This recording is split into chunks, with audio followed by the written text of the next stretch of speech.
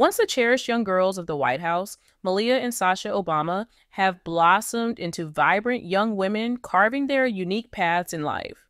Although they've transitioned into adulthood, much of the public still views them as the little girls who once resided at 1600 Pennsylvania Avenue.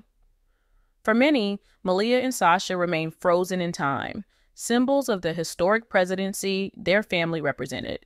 Yet they are no longer children. They are embracing adulthood with a grace, curiosity, and spirit of exploration that defines young adulthood. Since 2008, when their father, Barack Obama, became the first Black president of the United States, and their mother, Michelle Obama, redefined the role of First Lady, Malia and Sasha's lives have been under an intense public microscope. This groundbreaking moment secured their family's place in history as America's first Black first family. The world watched as Malia and Sasha grew up amid the grandeur and pressures of the White House, a place that served as both their home and a symbol of the presidency for 8 formative years. Malia, born in 1998, and Sasha, born in 2001, were just 10 and 7 years old, respectively, when their father assumed office in January 2009. Unlike other children their age who enjoyed the simple pleasures of school and playdates away from public scrutiny, Malia and Sasha balanced private school education with Secret Service protection, international state visits, and the constant gaze of an often intrusive public. Their lives were far from ordinary. As Barack Obama's presidency concluded in 2017, Malia and Sasha were already on the cusp of major life changes. At 18, Malia was preparing to begin her studies at Harvard University, a prestigious choice that matched her intellect and ambition.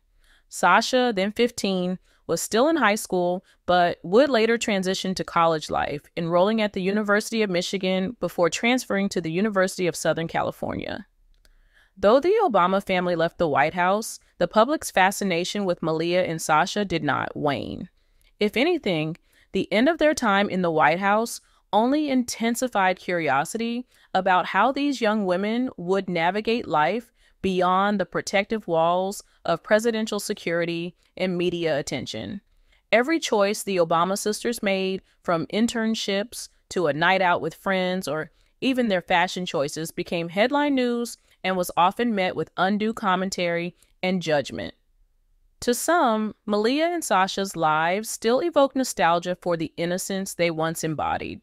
However, this nostalgia sometimes hinders the public's ability to accept them as autonomous individuals charting their own courses. Despite the challenges of public scrutiny, Malia and Sasha have managed to maintain a sense of normalcy. They have developed their own interests, passions, and friendships far removed from the political sphere of their childhood. They have embraced the freedom to explore their identities outside the public roles they once filled. Yet, shedding these roles has not been without its challenges, as they continue to confront perceptions that reduce them to symbols of their father's presidency, rather than acknowledge them as evolving young adults. Malia and Sasha's experiences underscore the complexities of growing up as the children of prominent public figures. Their father's legacy as the first Black president and their mother's impact as a cultural icon and best-selling author means they will always be more than just 2 ordinary young women to many people. Nevertheless, Malia and Sasha are working to define themselves beyond their parents' legacies, pursuing careers and personal aspirations that reflect their own unique identities. Today, Malia and Sasha are young women in their 20s, navigating careers, relationships, and life decisions. They face the ups and downs of adulthood like any of their peers, though they carry the added burden of public expectations and scrutiny.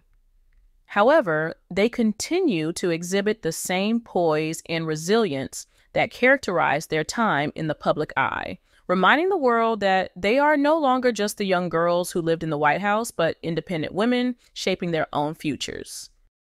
With newfound independence, Malia and Sasha now reside in Los Angeles and New York, where they are exploring new opportunities and embracing a lifestyle that reflects their personal tastes and interests. This freedom has allowed them to experiment with self-expression as they shed the more conservative image cultivated during their White House years. For some, this shift in public persona has been both surprising and polarizing, revealing the tension between societal expectations and individual growth. During their years at the White House, Malia and Sasha were often seen with impeccable grooming, donning outfits that reflected the decorum expected from a president's children. Their coordinated polos, tailored skirts, and blouses represented not only White House propriety, but also the public's desire to see them as embodiments of youthful innocence and formality. Now, in their 20s, Malia and Sasha have embraced a more relaxed, expressive approach to fashion that better aligns with their evolving personalities. Their wardrobe choices reflect a natural exploration of identity and freedom that resonates with many young adults.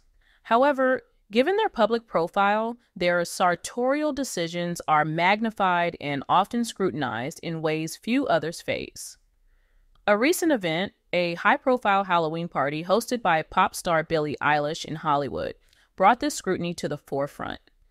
Photos of Malia and Sasha attending the celebration quickly went viral, igniting mixed reactions on social media. Some applauded their bold costumes, celebrating their self-expression, while others were less charitable in their commentary. Malia, dressed in a chic, edgy ensemble with a white tank top, denim miniskirt, black thigh-high boots, and a snake accessory, faced particular criticism. Sasha's look, complete with a rock and roll, Western-inspired outfit, drew similar attention. The public's polarized response to the sisters' Halloween outing underscored the challenges they face as they navigate life under the public eye. Where other young adults might explore self-expression without scrutiny, Malia and Sasha find themselves judged for choices that, for their peers, would go unnoticed. Despite the scrutiny, Malia and Sasha's choice to embrace an authentic and evolving style speaks to their independence and growing confidence. Many fans appreciate their individuality, noting that their fashion choices are a refreshing departure from the highly curated social media aesthetic. Observers have celebrated their individuality, expressing admiration for the sisters' ability to confidently break free from societal expectations. As they continue to explore their identities and pursue their passions, Malia and Sasha's choices are a testament to their resilience and autonomy. Their Halloween outing, along with their fashion and lifestyle choices, reflects the freedom they are claiming as adults navigating their own journeys. They remind the world that they are no longer children in neatly pressed skirts, but young women defining their own lives. In their 20s, both sisters have embraced a creative, relaxed style that reflects their authentic personalities. Malia, with a degree from Harvard, has pursued a career in the creative industry, working on high-profile projects and even directing her own short film. Sasha, who graduated from the University of Southern California, is similarly finding her way in creative pursuits, signaling a shared interest in storytelling and the arts. Their journey into adulthood is an exploration of their unique identities, passions, and values, free from the constraints of public expectation.